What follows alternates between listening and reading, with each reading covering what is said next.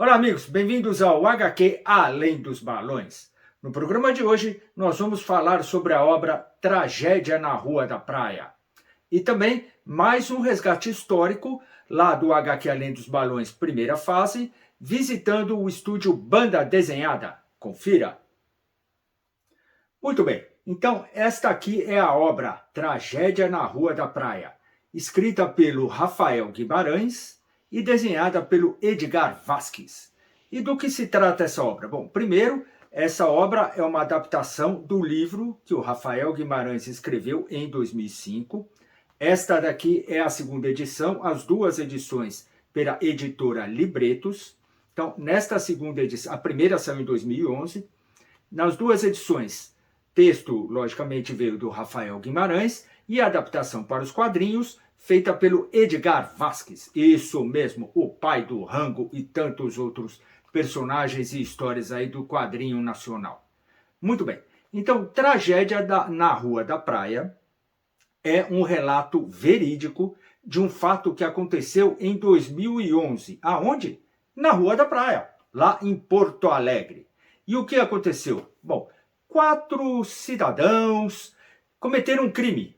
E este crime gerou uma perseguição, uma fuga cinematográfica. Teve até um pessoal que quis e fez um filme 10 dias depois do acontecido. Bom, então essas 4 pessoas assaltaram uma loja de câmbio e depois promoveram uma fuga roubando veículos da época, né? Então, o que eles roubaram? Bonde. O que mais eles roubaram? Carruagem. Roubaram também um carro de entrega de leite. Isso mesmo. E foram parar lá na região rural, nas proximidades de Porto Alegre. Então, o Rafael Guimarães fez esse resgate histórico. Ele contou as motivações, escreveu o livro lá em 2005, contando as motivações dessas 4 pessoas, que depois descobriram que são russos, que vieram da Argentina, mas aí tem muita história que vocês vão ter que ler o livro ou ler aqui a obra com os desenhos do Edgar Vasquez. Bem, o Rafael Guimarães, ele traça todo o panorama da época, ele deixa subliminarmente ali nas entrelinhas as questões ideológicas. Então, ele mostra, de um lado, o jornal que apoia a situação e, do outro, o jornal que é a oposição. E aí você vê aqueles confrontos de narrativa.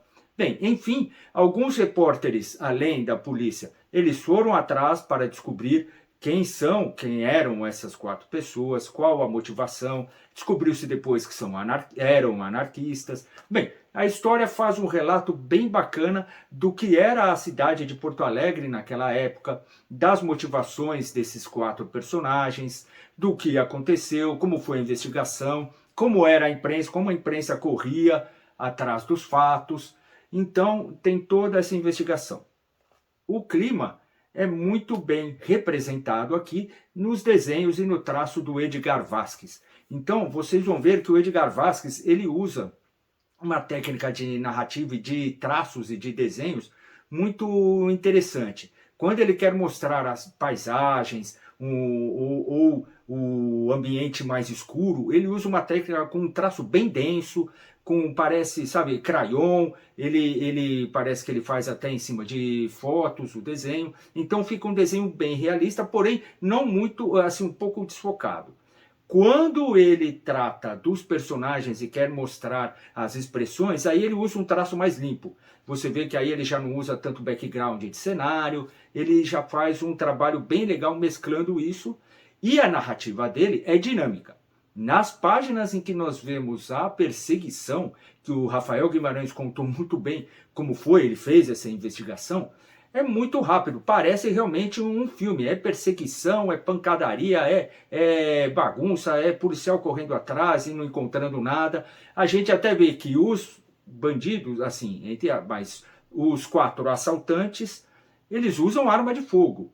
E a polícia da época usava o quê? Facão.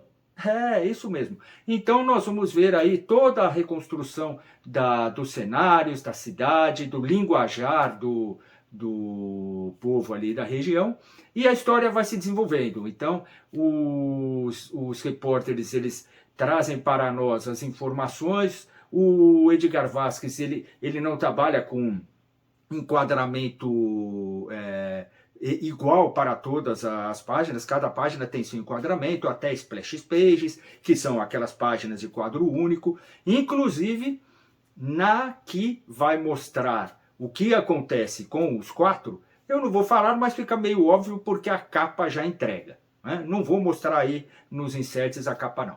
Mas a capa já entrega o que acontece com eles. O Edgar Vasquez faz uma composição muito bacana, mostrando os 4 assaltantes, e usa muito onomatopeia. É uma página, um quadro cheio de onomatopeia, o que nos traz como é o barulho de um tiroteio, tanto do lado dos assaltantes quanto do lado dos policiais. Então parece que realmente é um inferno, e tudo aconteceu muito rápido. Ele faz uma grande representação da neblina, tem até um trecho de humor, que um dos nossos repórteres investigativos faz uma bobagem tremenda, ao tentar ajudar uma outra pessoa que fez a bobagem. Então é uma construção muito bacana, e é um pedaço da história do Brasil. Né? Então, Tragédia da Rua da Praia traz os temas da insatisfação popular, ou do que queriam os anarquistas, como era a sociedade na época. Você vê que parece até que não mudou, né? Tem a situação, narra de um jeito, e a oposição narra de outro. Não sei, será que mudou? Muito bem. Então, é isso aí. Então, confiram aí. Editora Libretos, Tragédia na Rua da Praia, fatos verídicos acontecidos em 1911, aí pela editora Libretos, você vê o site dela aí, acha nas comic shops, nos sites, é um pedacinho aí da história do Brasil nos quadrinhos, confira. E o resgate histórico? O resgate histórico da primeira fase do HQ Além dos Balões vai mostrar a visita que fizemos ao estúdio Banda Desenhada, do Laudo Ferreira e do Omar Vignoli. Na época, lá em 2008, o Laudo Ferreira acabava de ganhar o prêmio de melhor desenhista do troféu Ângelo Agostini. Então, nós conversamos sobre a personagem deles, a Tianinha. Também conversamos sobre a adaptação que eles fizeram e depois lançado o livro, que até hoje você encontra, o Histórias do Clube da Esquina, falando do pessoal lá da MPB de Minas Gerais, o Lô Borges, o Roberto Brant, o Milton Nascimento. Então é bem legal. Tanto a Tianinha quanto Histórias do Clube da Esquina ainda estão aí à venda. Bom, também ele comentou sobre o lançamento do selo deles, o Quadros Imaginários. E a primeira obra, uma minissérie Depois da Meia-Noite. E por que Depois da Meia-Noite? Porque anteriormente, alguns anos antes, o Laudo havia adaptado para os quadrinhos a história do Zé do Caixão, À Meia-Noite Levarei a Sua Alma. Então confiram aí no HQ Além dos Balões, da primeira fase, a visita que fizemos ao estúdio Banda Desenhada. Obrigado, Laudo, obrigado, Omar Vignoli. E o programa? O programa fica por aqui. Um abraço e até o próximo HQ Além dos Balões.